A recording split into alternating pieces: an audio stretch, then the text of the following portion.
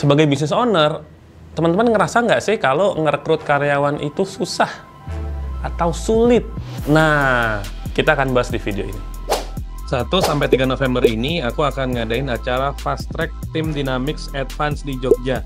Daftar sekarang yuk, tempat terbatas. Ditunggu ya. Aku Ariko Prasetyo, aku co-founder di High Speed Flow dan juga COO di balemall.com. Nah, seringkali kita sebagai business owner, kita sebagai leader di sebuah perusahaan mengalami sebuah peristiwa yang sama. Apa? Tidak mudah untuk merekrut karyawan. Sebetulnya, kalau aku cek, ini ada kayak gap ya. Ada beberapa faktor yang menyebabkan sebuah bisnis itu kesulitan merekrut karyawan. Kurangkum jadi 4 hal. Yang pertama adalah kualifikasi yang mungkin tidak sesuai. Kita butuhnya karyawan dengan kualifikasi tertentu, tetapi yang tersedia itu tidak seperti yang kita harapkan.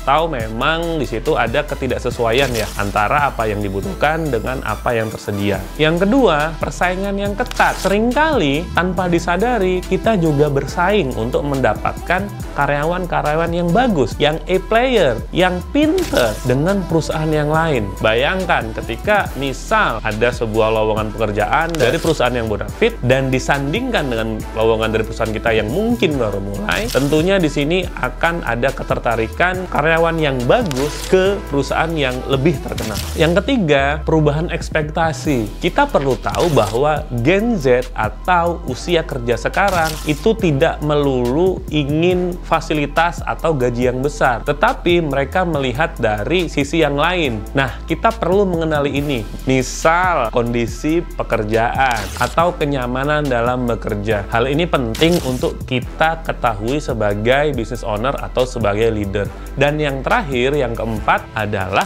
proses perekrutan yang memang tidak efisien. Kalau kita ngomongin tentang kesulitan, tadi kita sudah sebutkan 4 kesulitan. Gimana Mas Ari solusinya? Nah, di video ini selain ngomongin kesulitannya, aku juga bakal ngomongin tentang bagian adalah solusinya. Mau tahu nggak? Yang pertama adalah memperbaikin offer. Memperbaikin bisa jadi standar gaji yang lebih baik, atau jadi bisa jadi fasilitas. Kita tunjukkan kepada calon karyawan kita bahwa kita memberikan fasilitas yang layak untuk mereka. Yang kedua, dengan cara memberikan pendidikan atau training. Sehingga karyawan yang baru masuk itu kan tidak langsung pinter ya.